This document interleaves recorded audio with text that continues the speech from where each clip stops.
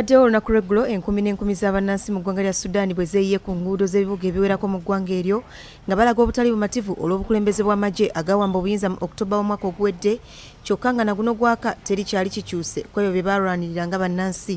Kuno kwe kwekalakaasa okubadde kukyasembyeyo ng'emu ku ngeri y'okuteeka gavumenti ya bannamagye ku nninga, ekiviiriddeko abantu okwekalakaasa kumpi buli kaseera olw'ensonga ez'enjawulo omuli n'okubanja gavumenti y'abantu ba bulijjo okukomezebwawo.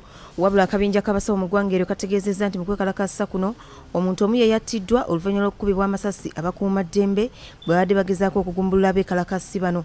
Okusinziira ku batunuulizi b'ensonga mu Sudan, okuwamba kw'amagye kwateeka Sudan mu katyabaga ak'okuddamu okufuna enfuga eya demokrasiya, nga kino kyongedde okunyika ebyenfuna by'eggwanga eryo okuli ebbeeyi y'ebintu okulinnya, ensimbi y'eggwanga eryo okunaabuuka n'ebintu ebirala bingi. Bwe butuukidde olwaleero ng'abantu 9 be baakattibwa okuva amagye lwe gawamba obuyinza, era nga basinga ku bano bavubuka abazze bakubibwa amasasi okuva mu bannamagye abadde bajja bagezaako okubagumbulula. Ate America erangiridde nti amagye ga Russia gavudde mu kibuga Kiev nga kati obwanga baboolekeza ebitundu by'eggwanga eryo ebirala. Kyokka bano balabudde nti ekibuga kino wadde nga Russia eggyeeyo amagye gaayo, wabula kikyali mu katyabaga k'obulumbaganyi naddala okuva mu nnyonyi za Russia ennwanyi.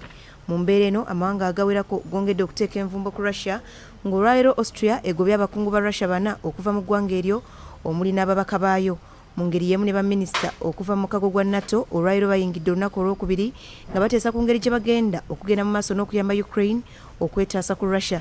Kyokka Ukraine eyagala amawanga ageegattira mu mukago guno gabasindikira amagye gabayambeko mu lutalo luno, wadde nga amawanga gano gakyakiganye nga gagamba nti tegayinza kwetaba mu lutalo luno butereevu kubanga kiyinza okuviirako Russia okukola obulumbaganyi ku mawanga ga Bulaaya amalala, era nga bakugenda mu maaso n'okuwaayo ebyokulwanyisa ne ssente enkalu nga bwe bazze bakikola.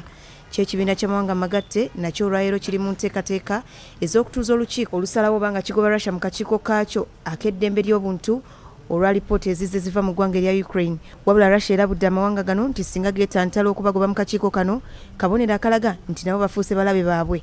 Mu ngeri y'emu ne America erabudde India obutagezaako kuyamba Russia mu lutalo luno mu ngeri yonna, kubanga singa ekikola ebinaddira tebijja kuba birungi. America eyongeddeko nti China ne India babeewuunyisa ku ngeri gye baagala okuyamba Russia mu lutalo olugendereddwamu okutta abantu, nga bino bijjidde mu kiseera nga India yagaana okuteeka envumbo ku Russia ng'amawanga amalala bwe gazze gakola. Abantu mu buvanjuba bwa Ukraine basabiddwa okwanguwako okwamuka ebitundu ebyo naddala mu kitundu ky'e Donbass ne Luhansk kubanga essaawa yonna Russia egenda kuddamu okukolayo obulumbaganyi.